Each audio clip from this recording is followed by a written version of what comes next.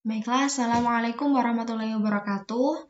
Di sini, untuk memenuhi tugas UAS Fisika Komputasi, saya Karisma Diastuti dengan MPM 1911090207 kelas Fisika 5C akan membuat video yang berisi mengenai konsep materi dan penjelasan coding MATLAB modul 2 dengan pembahasan 2.3.1 kolom force between charge, 2.3.2 kolom force between charge using for loop, kemudian 2.3.3 fields due to discrete and line charge distribution. Baiklah, untuk materi yang pertama adalah 2.3.1 yakni gaya kolom antar muatan. Muatan listrik itu terbagi menjadi dua, yakni ada muatan listrik positif dan juga muatan listrik negatif. Dua muatan listrik yang saling berdekatan akan mengalami interaksi. Nah, interaksi tersebut berupa saling tarik-menarik ataupun tolak-menolak. Akan tarik-menarik jika muatannya tidak sejenis dan akan tolak-menolak jika muatannya sejenis. Peristiwa tarik-menarik atau tolak-menolak antara dua muatan disebabkan oleh adanya hukum Coulomb. Hukum Coulomb adalah aturan yang menjelaskan tentang hubungan antara gaya listrik dan besar masing-masing muatan listrik, di mana hukum ini menjelaskan hubungan antara gaya yang timbul antara dua titik muatan yang terpisahkan pada jarak tertentu dengan nilai muatan dan jarak pisah keduanya.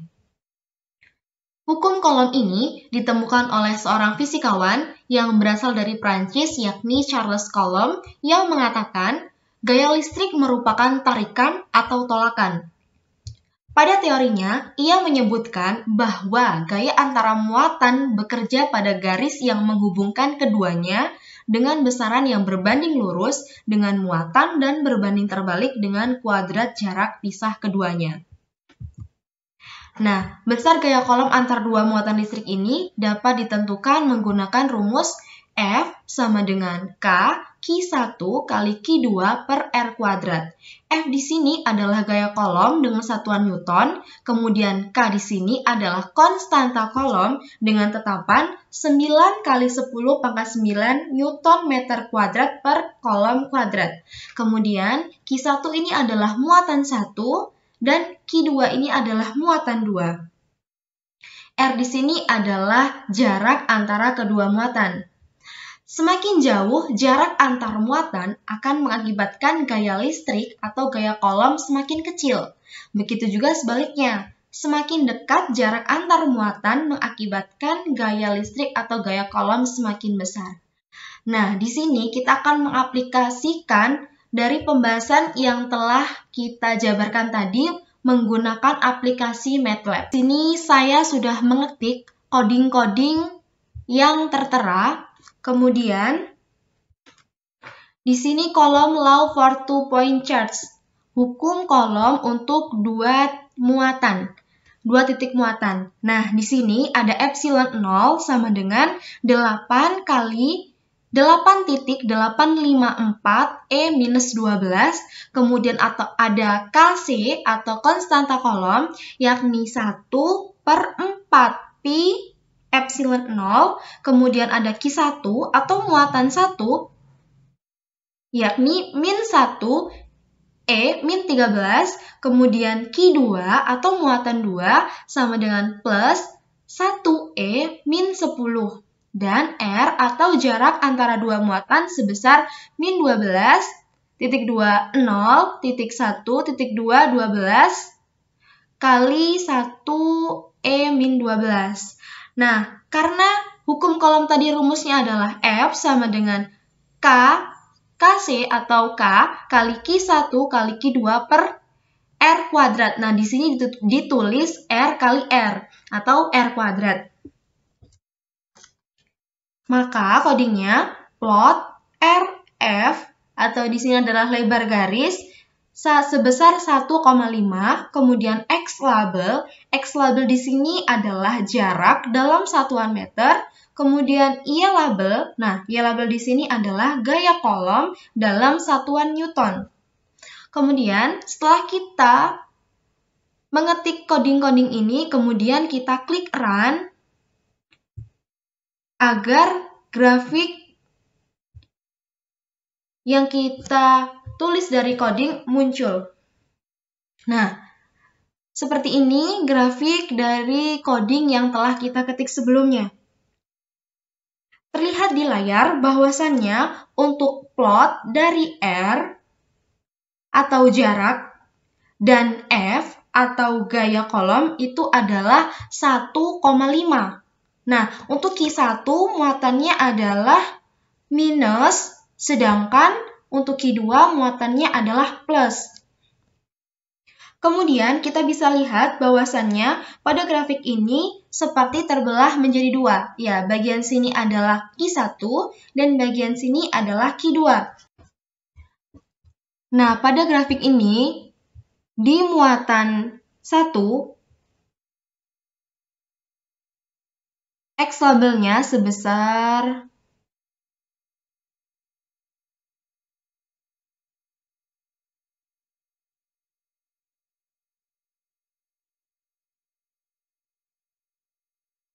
labelnya sebesar minus 1.18 E-11. Kemudian Y labelnya sebesar minus 645.48000 pada muatan minus 1,5 dan pada gaya kolom dalam Newton 0 kali 10 pangkat 12. Kemudian pada sisi kanan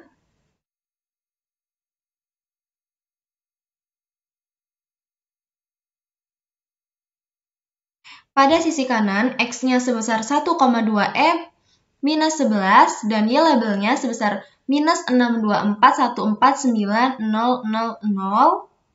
dengan muatan Q2-nya adalah 1,5.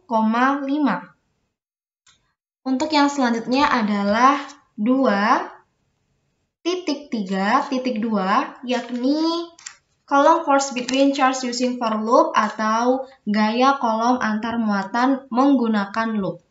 Nah, kolom melakukan penelitian mengenai gaya yang ditimbulkan oleh dua benda yang diberi muatan listrik dan dipisahkan oleh jarak tertentu. Hukum kolom pada dasarnya menyatakan bahwa interaksi muatan listrik yang sejenis akan tolak-menolak, sedangkan muatan yang berlainan jenis akan tarik-menarik. Dari hasil percobaan kolom tersebut, dapat dinyatakan bunyi hukum kolom sebagai berikut. Besar gaya tarik-menarik atau tolak-menolak antara dua benda bermuatan listrik berbanding lurus dengan hasil kali kedua muatan itu dan berbanding terbalik dengan kuadrat jarak dua benda tersebut. Misalnya, ada dua muatan yaitu Q1 dan Q2 yang berada pada jarak R satu sama lain dalam ruang hampa udara. Jika Q1 dan Q2 memiliki muatan yang sama, maka kedua muatan akan saling tolak-menolak. Contohnya seperti yang ditunjukkan pada gambar A dan B. Nah, kita bisa lihat ya, ini gambar A dan ini gambar B. Pada gambar A, muatan Q1 dan muatan Q2 sama-sama bernilai positif. Maka, muatan Q1 mendapat gaya tolakan sebesar F12 ke kiri akibat interaksi dengan muatan Q2. Sementara itu, muatan Q2 mendapat gaya tolakan F21 ke kanan akibat interaksi dengan muatan Q1.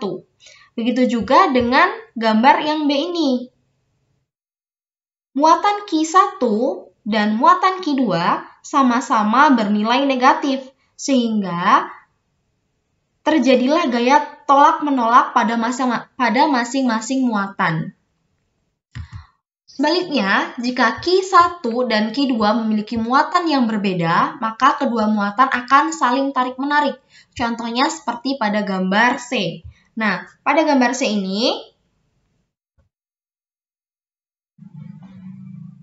pada Q1 muatannya adalah positif dan pada Q2 bermuatan negatif, sehingga akan terjadi interaksi saling tarik-menarik antara dua muatan tersebut. Muatan Q1 ditarik oleh muatan Q2. dengan gaya F12 ke kanan, sedangkan muatan Q2 ditarik oleh muatan Q1 dengan gaya F21 ke kiri. Nah, menurut hukum Coulomb, gaya yang dihasilkan oleh interaksi dua muatan tersebut akan bernilai sama, yakni F12 sama dengan F21. Besar gaya Coulomb antar dua muatan listrik dapat ditentukan menggunakan rumus seperti yang telah kita jelaskan pada materi 2.3.1 tadi, yakni rumusnya adalah F sama dengan K Q1 kali Q2 per R kuadrat. Untuk pembahasannya itu sama. Baiklah, untuk selanjutnya kita akan mengaplikasikan pembahasan kita ini ke aplikasi MATLAB dengan coding-coding yang telah dipersiapkan. Nah, berikut ini adalah coding dari gaya Coulomb antar muatan menggunakan loop. Program ini untuk menghitung gaya Coulomb antara muatan. Nah, ini bisa dicari melalui HTTPS dan seterusnya ini. Untuk langkah awal, nah di sini di penjelasan coding ini nanti ketika kita menuliskan di command window, ini kita CLC terlebih dahulu. Nah, jika kita disuruh menuliskan di command window, nanti kita akan menuliskan enter username, berarti kita disuruh menuliskan nama pengguna kita. Kemudian, pada coding kita diperintahkan untuk menganialisasi variabel dari variabel-variabel yang ada. Misalnya nih, ada posisi muatan, kemudian ada konstanta fisik. Lalu, kita disuruh memasukkan muatan-muatannya terlebih dahulu, yaitu muatan pada komponen X dan komponen Y pada muatan 1.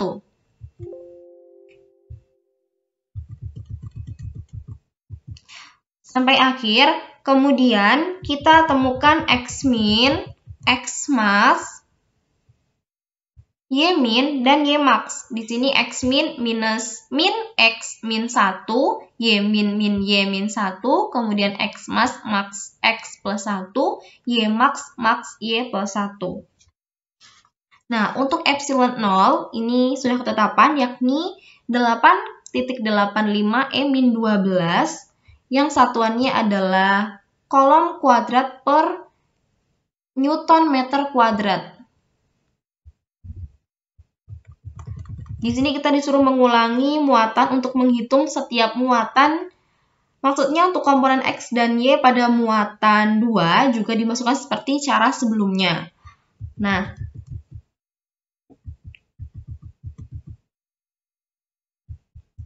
di sini kita juga disuruh untuk menghitung komponen dari vektor jarak antara dua muatan.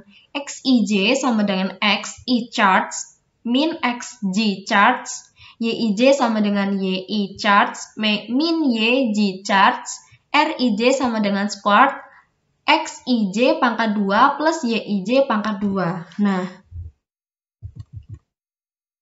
untuk selanjutnya kita akan menghitung komponen X dan komponen Y pada gaya antara dua muatan menggunakan hukum Coulomb. Kita ingat bahwasannya rumus hukum Coulomb adalah F sama dengan K kali Q1 kali Q2 per R kuadrat. Nah, di sini karena komponen-komponen kita adalah ini, jadi kita masukkan Fx sama dengan Fx plus konstan Q I charge kali Q I G charge kali Xij per Rij pangkat 3. Fy masih sama, hanya tinggal mengganti variabelnya saja menjadi Y dan J. Kemudian setelah selesai, nanti pada gambar dari hasil coding, kita akan terlihat title atau username. Nah, ini dia akan terlihat title atau username. Nah, ini nama pengguna kita, lalu tanggal pembuatan kita membuat coding ini, kemudian gaya, yaitu posisi dari arah muatan gaya tersebut. Nah, ini sudah selesai ya codingnya. Maka kita klik run. Kita tunggu. Nah, seperti langkah awal coding kita tadi, maka kita disuruh memasukkan username. Di sini saya memasukkan nama saya sendiri. Kemudian, enter the number of charts.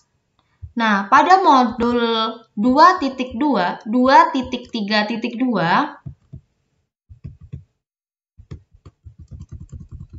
nah ini dia.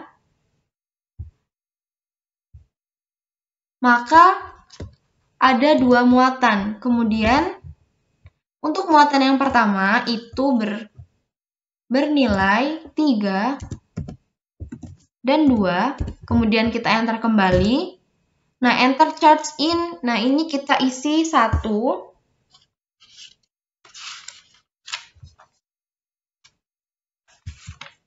Kemudian kita enter kembali. Ini kita isi 2 dan 3. Seperti pada gambar. Kemudian kita enter kembali. Ini kita isi minus 2. Kita enter kembali dan ini hasilnya. First on charts 1 is X komponen. X min ini X min komponennya minus 6.35 817E plus 09 Newton dan seterusnya. Nah, dari grafik ini kita dapat melihat ini adalah username kita, kemudian tanggal pembuatannya, kemudian ini adalah arah gaya dari coding yang telah kita buat tadi. Pada gambar ini kita dapat menganalisis bahwasannya pada muatan 1, ini muatan 1, komponen X-nya sebesar 3 dan komponen Y adalah 2. Berarti muatan ini bernilai positif, sama-sama bernilai positif. Kemudian pada muatan 2, pada muatan 1 kita dapat melihat bahwa variabel X-nya adalah 32, kemudian UV-nya adalah minus 635.817 sekian-sekian. Kemudian pada muatan 2, kita dapat mengetahui bahwa X-nya adalah 2 dan Y-nya adalah 3.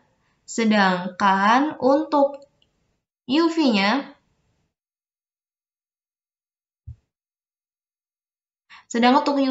adalah 635.817 sekian-sekian ya. Di sini kenapa arah tanda panahnya saling tolak-menolak, tidak saling tarik-menarik?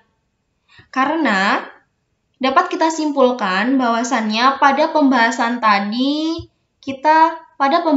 sudah dijelaskan bahwasannya apabila muatan dari Q1 dan muatan dari Q2 itu sejenis, maka dia akan tolak-menolak. Dan apabila muatan dari Q1 atau muatan dari Q2 ini berbeda, maka dia akan saling tarik-menarik. Nah, kita ketahui bahwasanya muatan 1 ini sama-sama bernilai positif dan muatan 2 pun juga sama-sama bernilai positif. Maka tanda panahnya menjadi saling tolak-menolak. Q2 saling tolak-menolak dengan Q1, arahnya ke bawah, sedangkan muatan 1 saling tolak-menolak dengan muatan 2, arahnya ke atas. Jadi, dari pembahasan kita dan coding yang telah kita kerjakan itu sesuai. Untuk pembahasan selanjutnya adalah 2.3.3 Fields due to discrete and line charge distribution atau bidang distribusi muatan diskrit dan garis. Gaya kolom di sekitar suatu muatan listrik akan membentuk medan listrik. Dalam membahas medan listrik, berarti digunakan pengertian kuat medan. Untuk medan gaya kolom, kuat medan listriknya adalah vektor gaya kolom yang bekerja pada satu satuan muatan yang kita letakkan pada suatu titik dalam medan gaya dan dinyatakan dengan E kapital. Nah, sama halnya seperti magnet yang memiliki kutub positif dan juga kutub negatif, medan elektrostatis pun memiliki muatan positif dan muatan negatif juga. Masing-masing muatan tersebut akan menimbulkan garis-garis gaya. Nah, jika muatannya positif, maka garisnya akan menuju keluar. Sedangkan Jika muatannya negatif, maka garisnya akan menuju dalam atau akan masuk. Ini adalah medan listriknya, dan ini adalah muatannya. Nah, analisis dari garis di atas sangat diperlukan untuk menentukan vektor medan elektrostatis. Distribusi muatan pada medan elektrostatis itu dibedakan menjadi dua macam, yakni yang pertama adalah distribusi muatan diskrit. Nah, sesuai dengan pengertiannya, diskrit itu artinya terpisah, yakni muatannya tunggal dan terpisah. Analisis medan elektrostatisnya dilakukan dengan menghitung resultan gaya kolom dari masing-masing gaya. Distribusi muatan diskrit biasa disebut sebagai distribusi muatan titik. Di sini ada sebuah gambar. Nah, gambar ini dimisalkan muatannya bersumber dari 3 muatan, yakni ada Q1, Q2, dan Q3. Gaya resultannya pada uji Q-aksen pada titik P adalah superposisi dari gaya pada Q-aksen oleh masing-masing muatan sumber. Bila kuat medan titik P vektor posisi R, oleh Q1 saja adalah E1R, dan kuat medan oleh Q2 saja adalah E2R, dan Q3 saja adalah E3R, kuat medan resultan pada titik P adalah E vektor, R vektor sama dengan E vektor 1, R vektor plus E vektor 2, R vektor plus E vektor 3, R vektor. Kemudian pembagian yang kedua adalah distribusi muatan kontinu. Sesuai dengan namanya, kontinu itu artinya bersambung atau berulang. Muatannya bersambung pada suatu panjang, luasan, ataupun volume tertentu. Jika distribusi muatan tersebut adalah kontinu, maka medan yang ditimbulkannya di setiap titik P dapat dihitung dengan membagi elemen-elemen yang sangat kecil dq. Medan DER yang ditimbulkan oleh setiap elemen akan dihitung dengan memperlakukan elemen tersebut sebagai muatan titik DER yang diberikan oleh, DE vektor R vektor sama dengan 1/4 pi epsilon 0 dq per R kuadrat R,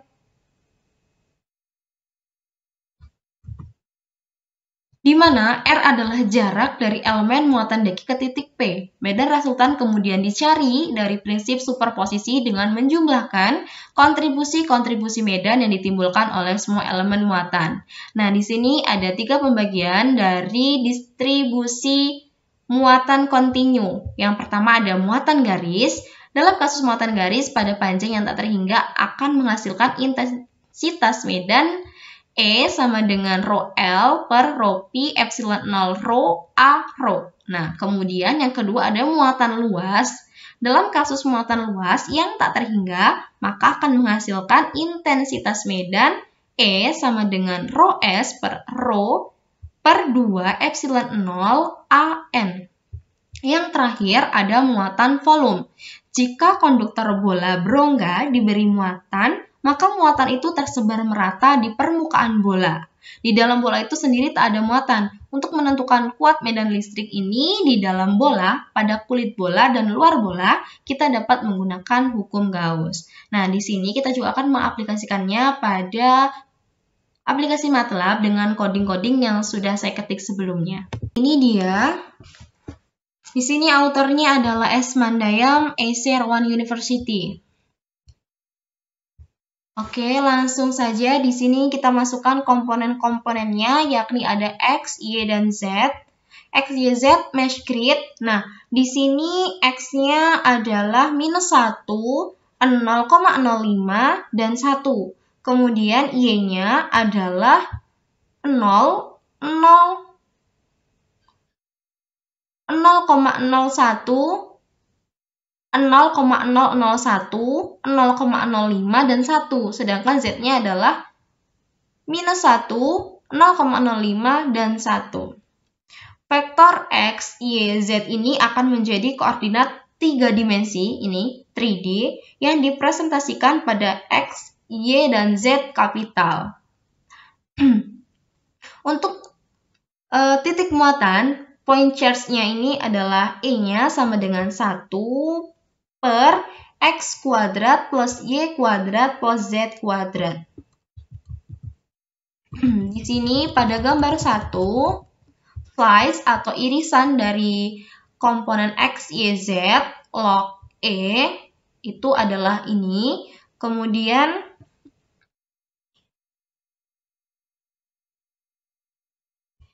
irisan dari X, Y, Z, V, kemudian irisan X, irisan Y, dan irisan Z, maka akan digambarkan irisan untuk data volumetrik V. Volumetrik V. Dan di sini kita akan menentukan X, Y, dan Z sebagai data koordinat. Kita juga akan menentukan X slice, Y slice, dan Z slice sebagai lokasi irisan yang menggunakan salah satu dari bentuk berikut ini. Nah, yang pertama adalah shading interp atau bayangan. Ini digunakan untuk memvariasikan warna di setiap segmen garis dan wajah. Di setiap segmen garis dan wajah dengan menginterpolasi indeks peta warna sebenarnya yang melintasi garis atau wajah. Nah, kemudian yang kedua ada color map HSV atau peta warna yang digunakan untuk menyetel peta warna pada gambar ini ke salah satu dari peta warna yang telah ditentukan. Nah, jika Anda mengatur peta warna untuk gambar, maka sumbu dan bagan pada gambar juga menggunakan peta warna yang sama.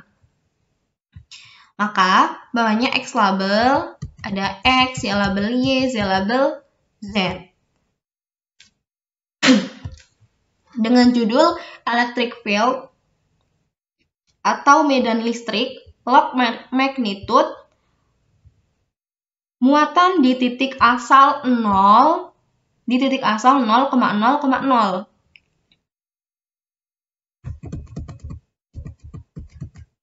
Di sini kita juga akan menemukan color bar. Nah, color bar ini adalah bilah warna yang menampilkan bilah warna vertikal di sebelah kanan. Sumbu atau grafik juga menampilkan peta warna yang menunjukkan pemetaan nilai data.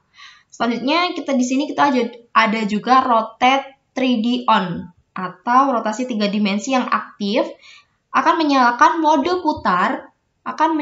mode putar dan memungkinkan rotasi pada semua sumbu dalam gambar.